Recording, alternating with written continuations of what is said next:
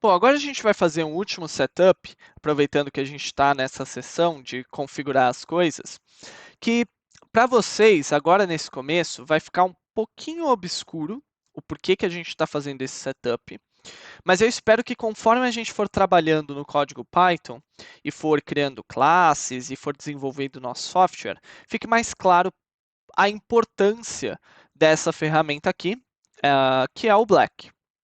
Tá? Então, o que é o Black e por que utilizá-lo? Quando a gente for escrever código Python, e quem conhece Python em detalhe, conhece algo chamado PEP8. E o que é o PEP8?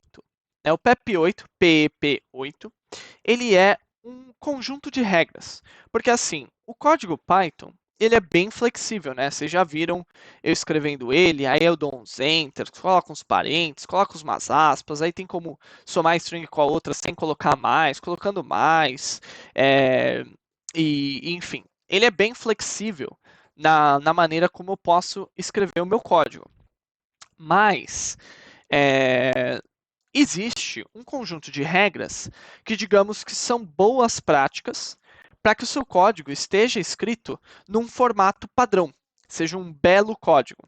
E esse formato padrão, ele costuma ajudar outras pessoas que nunca viram seu código a lê-lo de maneira mais eficiente. Né? Então, por exemplo, o PEP8 diz que nenhuma linha de código Python pode ter mais do que, e aí eu vou chutar, porque eu não lembro exatamente quanto era, mais do que 130 caracteres. E por que não pode ter muito mais que 130 caracteres? Porque senão fica uma linha muito longa, fica difícil de ler. Então, se for ter mais do que isso, você divide o código em duas linhas. Né? Então, você pode colocar um enter, abrir parênteses, aquelas coisas que vocês já me viram fazendo aqui. É, e o PEP8 é ótimo, porque ele coloca esse conjunto de regras que ajuda a padronizar o desenvolvimento de código entre pessoas diferentes, só que ele ainda tem um grau de flexibilidade uh, em que cada desenvolvedor pode escolher como quebra as linhas de código, pode escolher que tipo de aspas eles usam para strings, porque a gente viu que a gente pode utilizar aspas simples, aspas duplas, três aspas e assim vai. Né? Então ele ainda dá uma série de flexibilidades.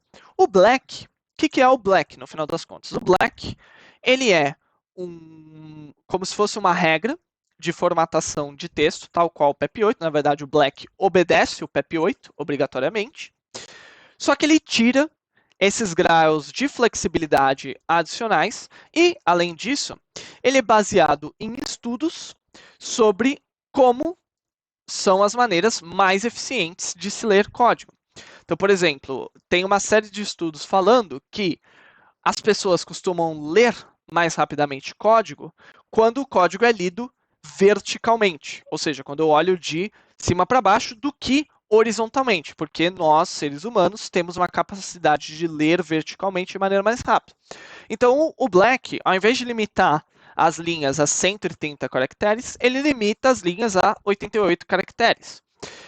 O Black também padroniza maneiras como são criadas listas, dicionário, padroniza maneiras, quais tipos de aspas a gente utiliza e assim vai. Então, ao utilizar o Black, ao colocar o Black como parte do nosso desenvolvimento, você está abrindo mão, você está cedendo o controle sobre algumas particularidades da formatação de código.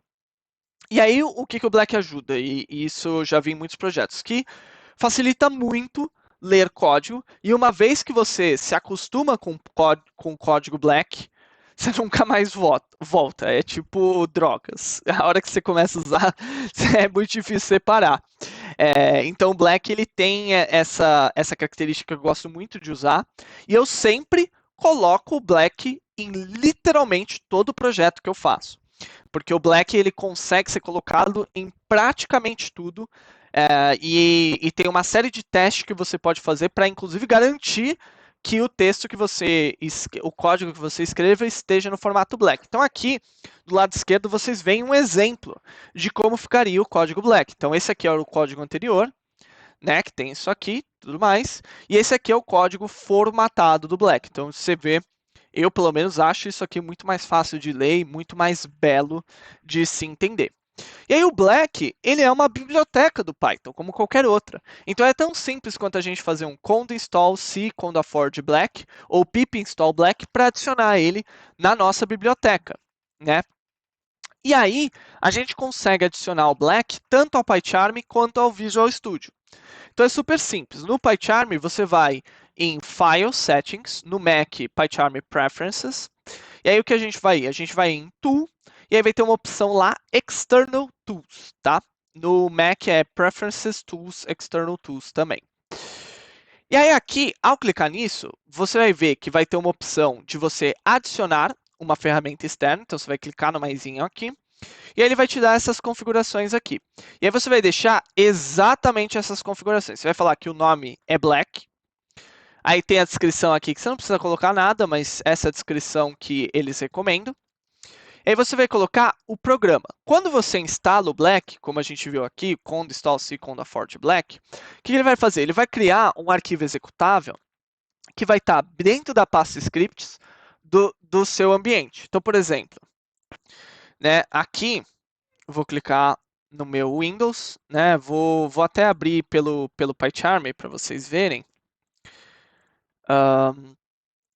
Aqui no PyCharm, né, a gente tem o nosso ambiente que a gente criou, que é o curso Ciência de Dados, né? E aí esse ambiente, se você clicar em Interpreter Settings, você vai ver que ele está nessa pasta, C, Users, Public, Anaconda 3, Envis, curso de Ciência de Dados. Então, se eu seguir esse caminho, C, aqui, this PC, C, Users, Public, Anaconda 3, Envis, curso de Ciência de Dados, aqui na pasta Scripts, se eu instalar o Black, ele vai aparecer aqui. Então, se eu for aqui, né, vou abrir aqui o terminal, e aqui ele automaticamente entra no meu ambiente, então eu posso dar aqui um conda install -c conda forge black. E aí você vai ver que ele vai coletar o pacote, vai perguntar se eu quero realmente instalar, e a yara, tudo aquilo que a gente já conhece, tá vendo? Ele vai instalar todas essas coisas aqui. Veja que ele está realmente no ambiente que eu selecionei, porque o PyCharm automaticamente abre o terminal nesse ambiente. Vou dar um yes aqui. E ele vai instalar o Black. Quando ele instalar o Black, veja o que aconteceu aqui. Aqui, ele criou esse executável na pasta scripts. Tá vendo? Que é executável do Black.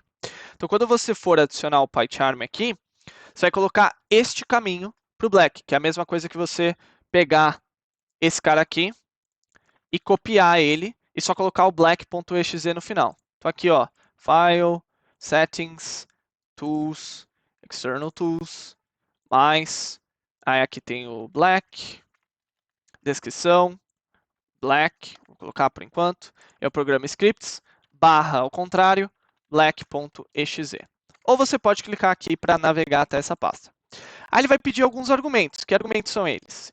Ele vai pedir aqui o argumento que a gente tem que colocar entre aspas, cifrão filepath, cifrão fecha aspas, né? E você não precisa entender isso em particular. E vai pedir o working directory, que você vai colocar cifrão project file dir cifrão. Por que você está fazendo isso, no final das contas? Só para vocês entenderem, né? Porque aí, eu vou colocar aqui, então abre aspas, cifrão, cifrão, e aí é file path, e aqui embaixo é cifrão, cifrão, project project file dir, ok? Então, voltar aqui, project file dir. Então, veja que ele adicionou o black aqui, vou dar um apply, ok? O que vai acontecer? Vamos pegar esse olá mundo aqui da vida. Vamos pegar e escrever num padrão que não seja black. Por exemplo, não é black, eu colocar aqui com aspas simples. O que vai acontecer? Aqui não está no formato black meu código. Se eu clicar em Tools, aí External Tools Black, veja o que ele faz, ele trocou os cifrões aqui porque ele reformatou o meu arquivo. Então ele vai sempre, eu vou poder clicar aqui no meu Tools, External Tools Black, para reformatar tudo que eu tenho no meu projeto. E é assim que a gente faz no PyCharm. No Visual Studio, como é que a gente faz? Também é super simples. A gente vai em File, Preferences, Settings, e aí aqui no Settings, veja que ele já entende que você geralmente vai querer adicionar um formatador. E aí você vai selecionar aqui no formatador o black, e aí ele vai te dar uma opção de como que você quer utilizar o black. E aí o que eu gosto de fazer no Visual Studio é selecionar para formatar sempre que você salvar o arquivo. Então, quando você salvar, o black automaticamente vai lá e vai formatar o meu arquivinho. Então, deixa eu mostrar isso aqui no Windows, né? Então, aqui eu estou no Visual Studio, né? Estou dentro do meu projeto. Então, de novo, a gente vai em File, a gente vai vir aqui em Preferences, aí vem aqui em Settings, aí veja que tem aqui Extensions, aí nos Extensions tem Extensions de Python. No Extensions de Python, a gente deveria ter aqui uma opção do formatador, veja que ele já tem a formatadora aqui, o black, né? Aí a gente vai colocar aqui para formatar, formatador padrão ser o black, né? E aqui ele vai pedir o path para o black, e aqui a gente pode colocar aquele mesmo caminho que eu fiz antes, então scripts, blá blá blá, barra black.exe, né? Para selecionar um caminho para o arquivo black.